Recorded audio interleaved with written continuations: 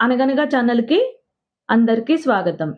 పిల్లలు, ఇప్పుడు మనం 'మర్యాద రామన్న' గారి కథల నుంచి 'తెలివైన పనివాడు' అనే ఒక కథను వినేద్దాం. అనగనగనగా రామాపురం అనే గ్రామంలో సుబ్బయ్య అనే ఒక షావుకారు ఉంటాడు. అతని దగ్గర పనిచేయడానికి పనివాళ్ళొచ్చినప్పుడు వాళ్ళతోటి ఒక ఒప్పందం చేసుకుంటాడు. అదేంటంటే, పనివాళ్ళకి పని నచ్చక మానేయాలనుకుంటే 100 వరహాలు షావుకారికివ్వాలి.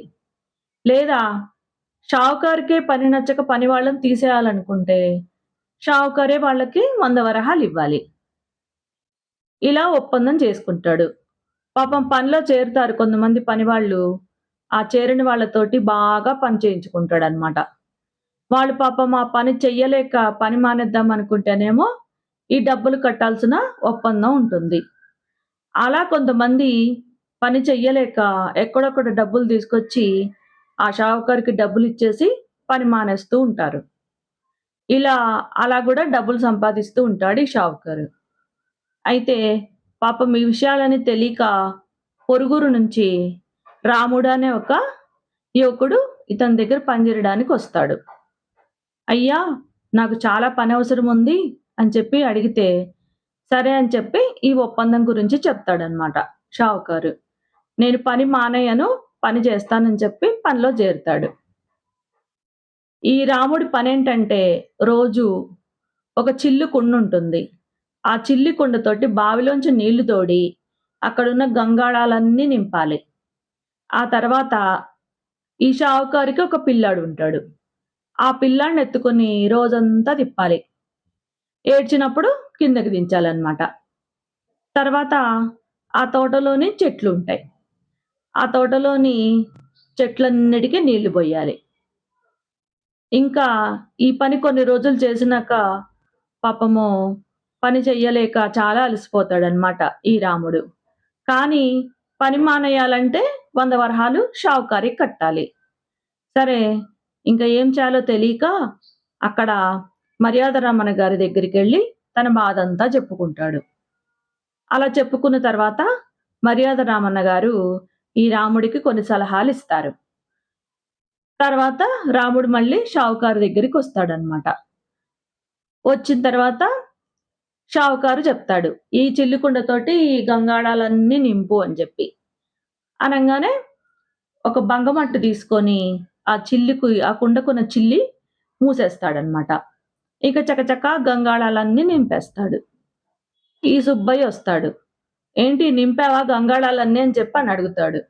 "నింపాను బాబు" అంటాడు. "సరే వెళ్లి ఆ పిల్లాడిని ఎత్తుకో" అని చెప్పి అంటాడు. సరే అని ఇంకా పిల్లాడిని ఎత్తుకుని కొన్ని 2, 3 నిమిషాలయినాక ఆ పిల్లవాడిని కొంచెం గిచ్చుతాడనమాట. గిచ్చంగానే ఇక పిల్లవాడు కెవ్వుమని ఏడుస్తాడు. ఇంక ఏడవంగానే పిల్లాడిని కిందకి దింపేస్తాడనమాట. మళ్ళీ సుబ్బయ్యొస్తాడు. "పిల్లాడిని ఎత్తుకున్నావా?" అని అడుగుతాడు. "ఎత్తుకున్నాను బాబు ఏడ్చాడు అందుకనే దింపేశాను" అంటాడు. సరే వెళ్లి ఆ మొక్కలన్నిటికి వేళ్ళన్నీ బాగా తడిసేలా నీళ్లు పెట్టు తోటలో అని చెప్పి చెప్తాడు. సరే అని తోటలోకొస్తాడు. కొంతసేపయినాక సుబ్బయ్య దగ్గరికొచ్చి అన్నిటికి వేళ్ళు తడిసేలాగా నీళ్లు పెట్టేశానయ్యా అని చెప్పి అంటాడు. అవునా! అని చెప్పి తోటలోకొస్తాడు సుబ్బయ్య. ఇంక చూసేటప్పటికేముంది అన్ని మొక్కలు, అన్ని చెట్లు మొత్తం పీకేసి అక్కడ పడేసుంటాయి. అన్ని నీళ్లు కింద పడిపోయి ఉంటాయి. "ఏంటి ఇలా చేశావు?" అని చెప్పి అంటాడు. "మీరే గదా బాబు ఈ వేళ్ళు తడిసేలా నీళ్లు బొయమని చెప్పారు నాకు" అని చెప్పి అంటాడు. అనగానే ఇంకా ఈ సుబ్బయ్యకి బాగా కోపమొస్తుంది. కోపమొచ్చి "నా తోటంతా సర్వనాశనం చేశావు. నీ పనొద్దు, నువ్వొద్దు, నువ్వు పనిలోంచి తీసేస్తున్నాను. నువ్వెళ్ళిపో" అని చెప్పి అంటాడు. అనగానే ఇంకా ఈ రాముడు మన ఒప్పందం ప్రకారము మీరే నన్ను పనిలోంచి తీసేస్తున్నారు గాబట్టి, మీరే నాకు 100 వరహాలు ఇవ్వండి అని జెప్పి అంటాడనమాట. ఇంకప్పుడు ఇద్దరు మర్యాద రామన్న గారి దగ్గరికెళ్ళిన తర్వాత, మర్యాద రామన్న గారు అదే తీర్పు చెప్తారు.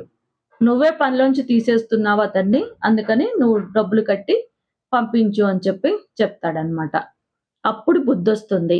వేరే వాళ్ళ కష్టాన్ని అలా దోచుకోకూడదు అని చెప్పి ఇంకప్పటినుంచి బుద్ధిగా ఉంటాడు షావుకారు. కథ కంచికి మనమింటికి. నచ్చితే లైక్ చేయండి, షేర్ చేయండి, సబ్స్క్రైబ్ చేయండి.